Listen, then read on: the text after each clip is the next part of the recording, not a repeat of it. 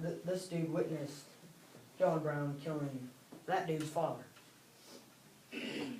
That's called first-degree murder. Killed him. I don't know how to say it no clearer than that. I'm done with this witness. Vince, you may cross-examine. Mr. Thompson, how do you know they are, why did you not go to the police after you saw John Brown killed? Just thought that John Brown would kill me if I would report what he is doing. How do we know that you were forced to stay? I believe it. Do we only have the evidence of your word? I believe it. How can we trust your word against John Brown's?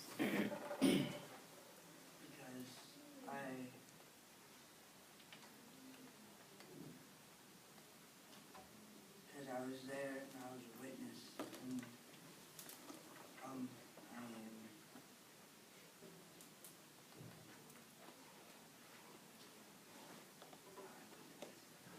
Mr. Johnson, what is your opinion on blacks? I think that everybody is the same no matter what color, no matter what shape or form. I think everybody's the same.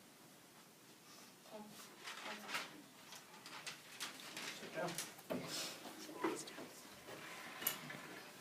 Defense, you may continue.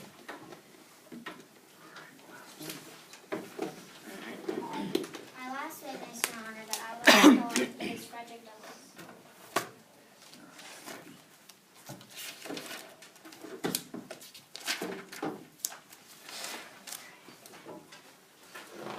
Mr. Douglas, I understand that you were a slave, is that correct? Yes. And did anyone ever save you from your brutal beatings or whippings? No. Understood. You see that by you never being saved, your only choice was to escape before you could be killed. Now, we're here today deciding whether to kill John Brown or not to kill him. But, but Mr. Brown has given slaves a chance to be free. I do not understand why we would punish a man who is fighting for the people of America. Mr. Douglas, did anyone help you escape? No. No, that is a problem. Indeed. Not a single person has looked the slavery problem in the face yet and said that that is not right. People are rising up now and looking at the problem. But because of who? My client, Mr. John Brown. Mr. Douglas, how did you react to Mr. Brown's attacks and killings? I told my friend he had the right idea to make the right action.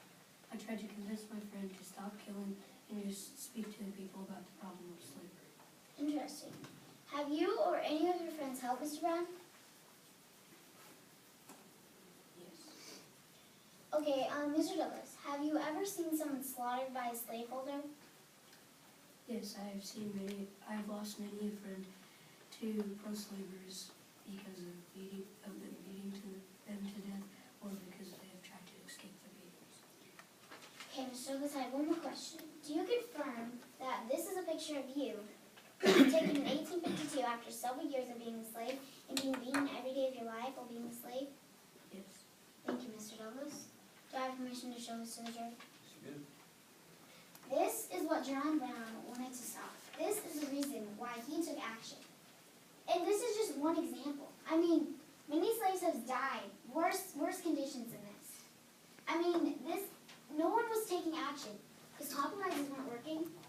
I mean, he did the things he did because of this. I mean, he's lost many of his friends because of slavery, and this is why he did what he did.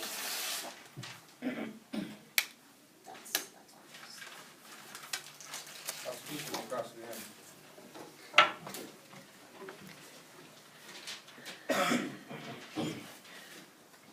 You were beaten, as she said, every day of your life.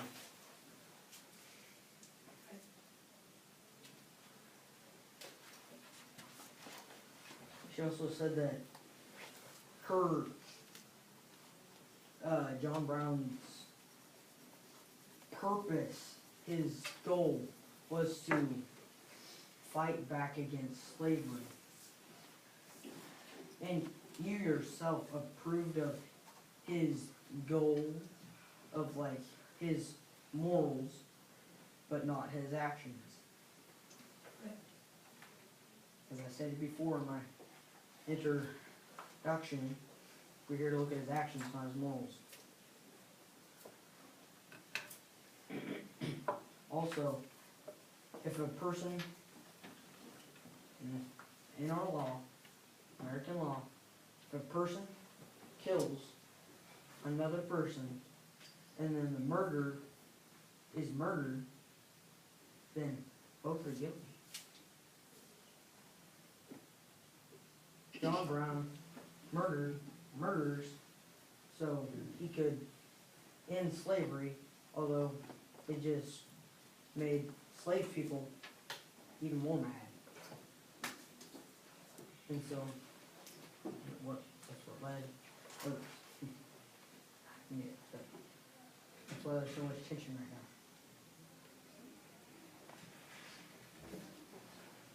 now. You were, that picture of you, was there, I have a question for her, just information about him. You're cross-examining the witness, not the defense. Do you know of any reason why the picture of you, 7 years ago, do you have any idea why that was shown to the jury but not the prosecution?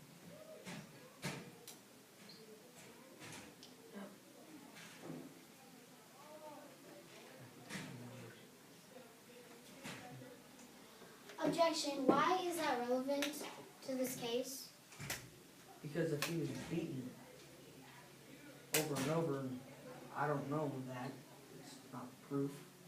But you asked why did I show it to the jury and not you? I'm trying to convince the jury, not you. Overruled. Or sorry, sustained. I said, no further. Okay. Sit down. Is there any other evidence that needs to be presented before we start closing statements? Yes, Your Honor. Okay. The reason why John Brown was captured, or the event that in which John Brown was captured, it was the attack on Harper's Ferry, which was only a few months ago.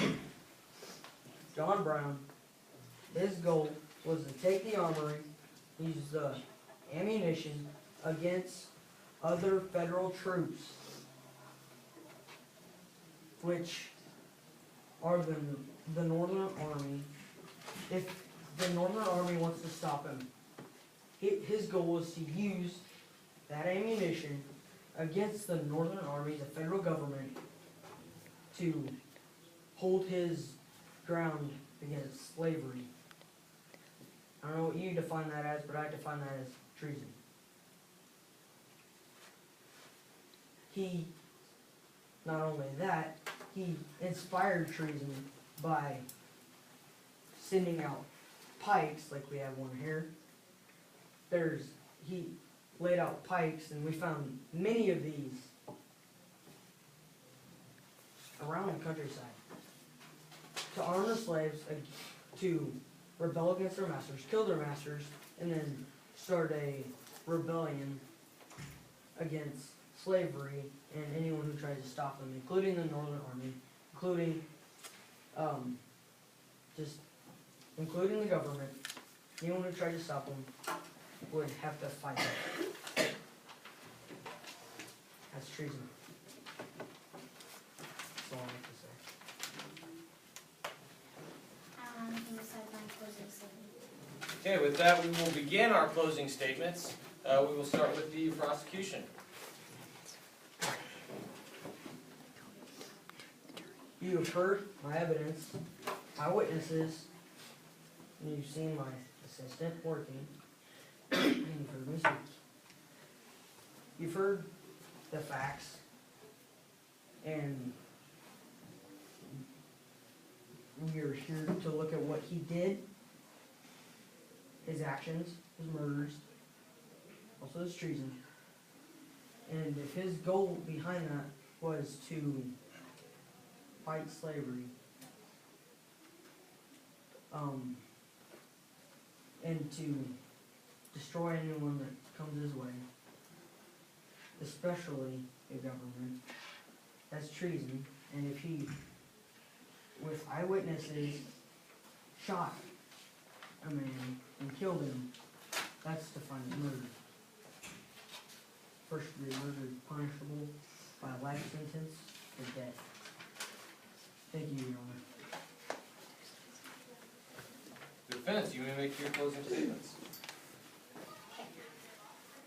I just want to ask you some questions. I mean, they're rhetorical, but put yourselves in the shoes of a slave, being beaten, abused every day of your life for no profit. My client, John Brown, was willing to do the things that he wanted to do. He was willing to die for you because he wanted everyone to see how miserable you are. He wanted everyone to see how much pain you are in. He wanted to free you. Ask yourself, what is a hero to you? Because to me, a hero is someone who is admired for brave actions, and willing to die for other people is a very brave and a very heroic act. So even though John Brown killed people, it was for the greater good.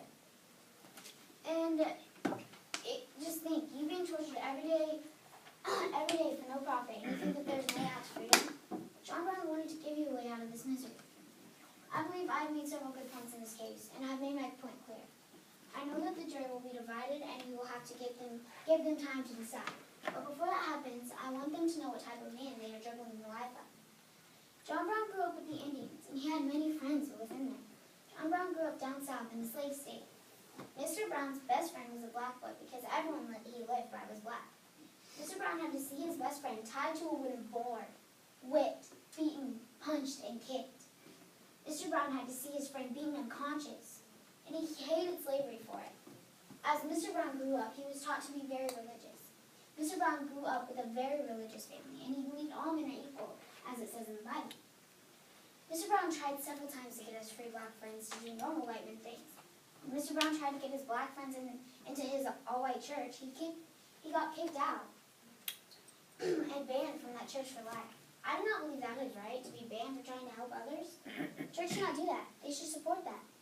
Mr. Brown became an abolitionist as he got into his mid-30s, but he never attacked anyone or went on crusades. He stayed within the law and kept to himself and his family. Mr. Brown became friends with his local mailman, who was an abolitionist, as he was. At about 50 years old, Mr. Brown heard that his friend, the mailman, had been killed. The man was killed by pro-slavery men and died just because he believed slavery was wrong. This brought renewed anger from John Brown. John Brown swore to end slavery no matter the cost. When Lawrence was sacked, he began his first crusade, the First of Many. All of these events have brought us to this day. John Brown has a lot of evidence stacked against him. Yes, he does. That does not mean he needs to die because of it. John Brown fought for what he believed in, and that is more than can be said for most. John Brown would die still believing that slavery is wrong. He would do any of his past actions if he had to. But why kill John Brown for treason? John Brown has betrayed no one. Mr. Brown fought for freedom, which is what our ancestors did. Mr. Brown is a savior to those who cannot be saved unless we act. John Brown knows that fighting because of slavery is inevitable, so he started fighting. Slavery over free men and women is not right. The slaves we have today should be free. We all know that slaves were not always slaves. Slaves were taken from their homes, their families, forced to forget all they knew and loved. If the slaves did not, they were beaten to unconsciousness. John Brown did not believe that this was right. John Brown fights what Americans believe is freedom. And although some of us have forgotten what freedom is, because it was handed to us, John Brown grew up knowing that slavery was handed to others. I will rest my case being on the point that if you were a slave with no hope of ever having a job or a family, would you not want someone to believe that you could have those things? Now, I do not lower any of you to slaves, but it would be worse than anything to be them. John Brown fought for them because equality is right. John Brown knows that, or if you kill him. John Brown should live for his family, for his friends, and for equality. Thank you.